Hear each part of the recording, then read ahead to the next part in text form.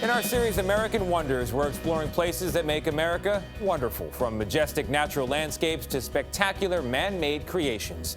This morning, we're in the heart of the nation's capital, where the Washington Monument is set to reopen to the public tomorrow. It was closed for most of the last 10 years because of damage and repairs. Now, only on CBS This Morning, our cameras were allowed up for a special first look. And Jan Crawford is making history at the top of the monument. Jan, good morning.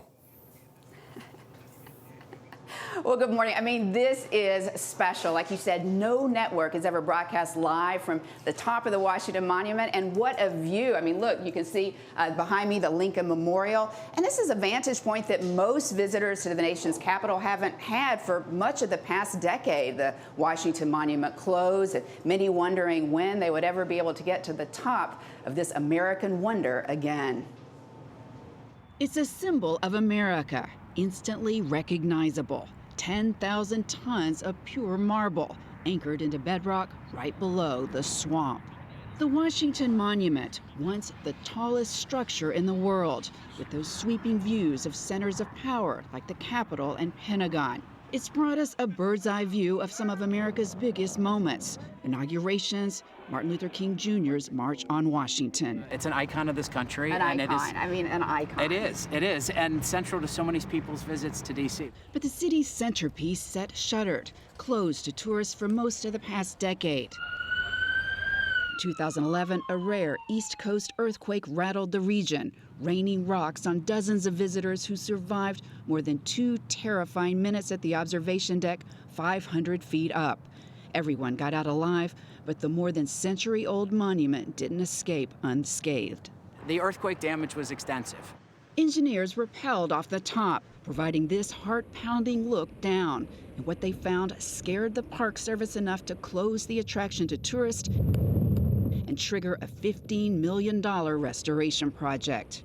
It was a monumental task to fix the massive marble obelisk with 36,000 separate stones, some cracked so badly the sun shone right in. To begin, engineers had to build this exoskeleton of scaffolding. 3 years later, the monument was back open, and we were there. And so that is typical, as you see, the forces that were on the stone. But it didn't last. In 2016, a cable snapped in the monument's aging elevator, and for 3 more years, no tourists could reach the top. Now, with some updates to the elevator and this new security screening facility at the base, Washington's best view is again ready for visitors. And so when those doors open on Thursday, you don't expect them to close again for a few years anytime soon. They will stay open, and we look forward to probably 500,000 people or so a year. But reopening the monument took one thing the Park Service didn't have: money. So billionaire philanthropist David Rubenstein stepped in. He poured more than $10 million into shoring up the soaring stone structure. And Rubenstein invited us along the ceremonial first ride up the refurbished elevator for a view worth the wait. Best view in the world? If you could build condominiums this high, you could pay for the entire U.S. debt. Just think how. And Rubenstein led us even higher, another 19 feet up this ladder to the elevator's engine room. And as part of this project that Mr. Rubenstein paid for was the refurbishment of this equipment. For Rubenstein, preserving this monument was essential for all of us. Your involvement in this project also says something about what's possible. Well, I came from very modest circumstances, and I got very lucky in this country, so I don't really regard it as a great gift by myself, but it really is a thank you to America.